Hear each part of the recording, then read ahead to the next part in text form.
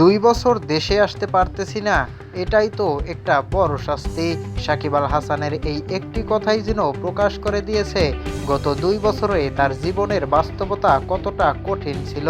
Cricket মাঠের যিনি বাংলাদেশের কোটি মানুষের আবেগের নাম, সেই সাকিব আল হাসানই এখন নিজের দেশে ফিরতে পারছেন না দীর্ঘ সময় ধরে।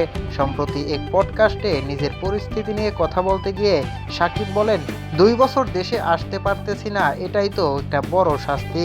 কথাটা খুব ছোট, কিন্তু এর পেছনে রয়েছে অনেক বড় একটি বাস্তবতা।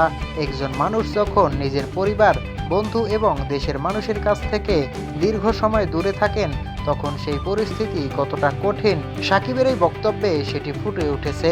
সাকিবের ক্রিকেট ক্যারিয়ারে বিতর্ক এসেছে, সমালোচনা এসেছে, আবার মাঠের পারফরমেন্স দিয়ে সবকিছুর জবাবও দিয়েছেন তিনি।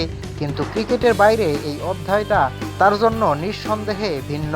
কারণ একজন ক্রিকেটার যত বড়ই হোক না কেন, নিজ দেশে স্বাভাবিকভাবে ফিরতে না পারার অনুভূতিটা যে কতটা কষ্টের, সাকিবের কথাতেই যেন তার ইঙ্গিত পাওয়া যায়। তাই প্রশ্ন এখন শুধু ক্রিকেট নিয়ে নয়, প্রশ্ন হলো সাকিব কবে আবার নিজের দেশের মাটিতে পা রাখতে পারবেন। আর সেই দিনটি এলে বাংলাদেশের ক্রিকেট ও সাকিবের ভবিষ্যৎ কোন পথে যাবে, এই উত্তর জানতে সাকিব ভক্তদের অপেক্ষা করতেই হবে। প্রিয় দর্শক, আপনার কাছে সাকিবের এই বক্তব্য কেমন লেগেছে কমেন্টে আপনার মতামত জানাতে ভুলবেন না। আর ভিডিওটি ভালো লাগলে অবশ্যই চ্যানেলটি সাবস্ক্রাইব করুন।